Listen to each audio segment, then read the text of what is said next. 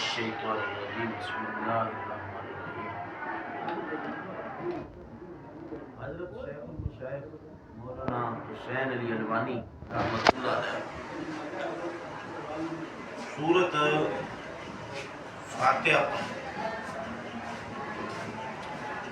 وہ فرماتے تھے کہ حضرت علی رضی اللہ تعالی عنہ انہوں نے فرمایا کہ قرآن مجید کے 4 بڑے حصے ہیں، تو چاروں حصے الحمدللہ سے شروع ہوتے ہیں۔ پہلا حصہ یہ سورت فاتحہ سے، اور فاتحہ کے پہلا لفظ دیکھ لو الحمدللہ، تو یہ سورت کا نام کا کیا ہے؟ سمجھ آئی نا؟ سورت کا نام الحمدللہ ہے۔ سورت کا نام پھر الحمدللہ سے ہے، یہاں سے دوسرا حصہ شروع ہو جاتا ہے، یہ سورۃ الکہف تک۔ تو سورۃ الکہف جو ہے یہ بھی الحمدللہ سے شروع ہو جاتا ہے، الحمدللہ الذی انزل۔ تو یہاں سے تیسرا حصہ شروع ہو رہا ہے، تو یہ سورۃ سبا 22ویں پارے تک چلا گیا۔ سورۃ سبا جو ہے وہ بھی آپ دیکھ لو تو الحمدللہ سے کس سے ہے؟ الحمدللہ۔ ہاں، تو یہاں سے قرآن مجید کا چوتھا حصہ شروع ہو رہا ہے، یہ سورۃ سبا سے لے کے آخر قرآن مجید تک چلا ہے۔ اب یہ جو پہلا حصہ ہے وہ آپ کا پیریڈ ہے، پیریڈ پڑھنا ہے نا صاحب؟ اچھا جی، وہ یہ تو 4 بڑے حصے ہیں، 4 بڑے کیا ہیں؟ قرآن 4 بڑے حصوں میں تقسیم ہے، سمجھ آ گئی نا؟ جی۔ یہ حضرت علی رضی اللہ تعالیٰ عنہ جو علم کے سمندر تھے، وہ اللہ تعالیٰ نے ان کو قرآن کی بہت سمجھ عطا فرمائی تھی، وہ انہوں نے یہ فرمایا کہ یہ 4 بڑے حصے ہیں۔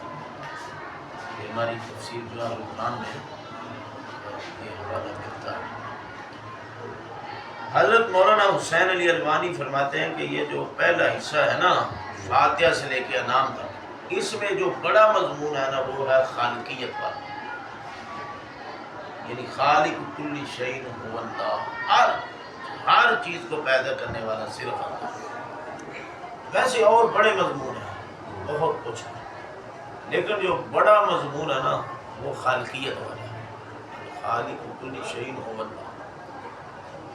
دوسرا جو حصہ ہے سورۃ انعام سے لے کے سورۃ الکہف تک، وہاں تک جاتا ہے، اس میں ربوبیت کا ذکر ہے کہ المربی بکل شیء هو اللہ، ہر چیز کی تربیت کرنے والا ہے، ہر چیز کی تربیت کرنے والا صرف اللہ۔ پھر سورۃ کہف سے لے کے سورۃ سبا تک تیسرے حصے میں یہ مضمون ہے کہ تخت بادشاہی پر خود اللہ کی ذات قائم ہے، متمکن ہے، اور ساری دنیا کا نظام وہ اکیلا ہی چلا رہا ہے، جس کو آسان لفظوں میں آپ کہہ سکتے ہیں المختار کل هو اللہ، المختار کل فی الدنیا هو اللہ، دنیا میں مختار کل صرف اور صرف اللہ کے، سارے اختیارات اللہ کے پاس ہیں۔ اور جو چوتھا مضمون ہے نا سورت، چوتھا حصہ سورت سبا سے لے کر 22ویں پارے میں آخر قرآن مجید سورت ناس تک ہے، اس میں مضمون ہے کہ قیامت کے دن بھی سارے اختیارات اللہ کے پاس ہیں، قیامت کے دن بھی سارے اختیارات اللہ ہی کے پاس ہیں۔ تو گویا کہ انسان کی پیدائش سے لے کر قیامت تک ابد الآباد انسان کے ساری بھاگ دوڑ جو ہے نا وہ اللہ کے پاس ہے، پیدائش سے لے کر اخیر تک یہ اللہ کا محتاج ہے، اپنی تخلیق میں، اپنی تربیت میں، دنیا کا نظام چلانے میں، اور آخرت کے امور میں۔ سمجھ آئی بات؟ اب فاتحہ کو کہا گیا ہے کہ یہ ام القرآن ہے، تو قرآن کی ماں ہے، یعنی قرآن کا خلاصہ ہے، آپ نے بیضاوی میں مجھ سے پڑھا ہے۔ تو اب یہ چاروں مضمون فاتحہ کے اندر ہم نے دیکھنا ہے کہ یہ چاروں مضامین جو پورے قرآن مجید میں جو کچھ بیان ہے نا اس کا خلاصہ فاتحہ ہے۔ تو الحمدللہ یہ جو للہ ہے نا اس میں خالقیت ہے، اس میں کیا ہے؟ للہ خالقیت کا کیونکہ نام اللہ کا ہے لیکن اللہ کی جو صفت مشہورہ ہے نا وہ ہے خالق ہونا۔ وہ کیا ہے؟ خالق ہونا۔ اس کو کہتے ہیں نام بول کر وصف مشہورہ یا صفت مشہورہ مراد لینا۔ جی جیسے یہ عربی کا قانون ہے لکل فرعون موسیٰ، ہر فرعون کے مقابلے میں موسیٰ ہے، مطلب ہے کہ لکل مبتل محق، کہ ہر باطل کے مقابلے میں حق والا ہوتا ہے۔ تو ذکر تو فرعون کا ہے لیکن اس کی صفت مشہورہ کیا ہے؟ باطل۔ بات ہے۔ ذکر تو موسیٰ کا نام ہے لیکن صفت مشہورہ مراد ہے موسیٰ سے حق والا کیا ہونا؟ حق والا۔ تو اسی طرح ذکر تو لفظ اللہ ہے لیکن اللہ کی بڑی صفت مشہورہ وہ ہے خالق ہونا۔ وہ کیا ہے؟ خالق۔ وہ خالقیت اس میں آ گئی۔ تو پہلے حصے کا خلاصہ آ گیا نا اس میں، جی رب العالمین، اس میں دوسرے حصے کا خلاصہ تربیت آ گئی، سارے جہان کی تربیت اللہ کرتا ہے۔ پھر مالک یوم الدین نا الرحمن الرحیم میں کہ دنیا میں سارا نظام جو تیسرا حصہ نا اللہ تعالیٰ چلا رہا ہے، اس کی رحمتوں سے چل رہا ہے، وہ ہی مختار کل ہے، تو رحمتیں وہ کر رہا ہے۔ تو یہ تیسرے حصے کا خلاصہ اس میں آ گیا، یعنی جو سورۃ کہف سے لے کے سورۃ سبا تک ہے، جی مختار کل والا۔ جی اور جو چوتھا حصہ تھا نا مالک یوم الدین، قیامت کے دن اختیارات اس کے پاس ہو گئے، سورۃ سبا سے لے کر آخر قرآن مجید، تو وہ مضمون اس کے اندر آ گیا مالک یوم الدین کے اندر۔ اب یہ چاروں مضامین جو چار بڑے حصوں میں جو چار بڑے مضمون تھے نا وہ فاتحہ کے اندر آ گئے، تو یہ فاتحہ ام القرآن۔ فاتحہ کیا ہے؟ ام القرآن۔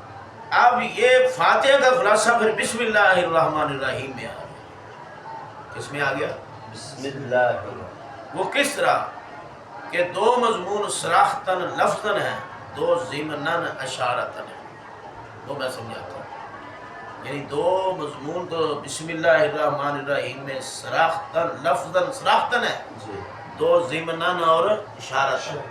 اب دیکھو بسم اللہ میں یہ لفظ اللہ ہے تو یہ خالقیت کا مضمون آ گیا، لفظاً صراحتاً، جی لفظاً صراحتاً۔ صراحتاً، یہ بسم اللہ میں آ گیا لفظ اللہ میں۔ تو یہاں ضمناً اور اشارتاً معلوم ہوا کہ جب خالق اللہ ہے تو پھر تربیت بھی اللہ ہی کرتا ہے، تربیت بھی اللہ۔ بات سمجھ آ رہی ہے؟ لیکن لفظ اللہ خالقیت والا مضمون لفظاً صراحتاً ہے جی اور تربیت والا مضمون ضمناً اشارتاً ہے۔ جب خالق وہی ہے تو پھر مربی بھی وہی ہے۔ جی آگے الرحمن الرحیم میں مختار کل والا مضمون آ گیا جو تیسرے حصے کا خلاصہ تھا۔ جی تیسرے حصے کا جو خلاصہ ہے۔ بڑا مضمون تھا کہ مختار کل اللہ کی ذات ہے، جی تو الرحمن الرحیم کے اندر آ گیا۔ کس کے اندر آ گیا؟ الرحمن الرحیم۔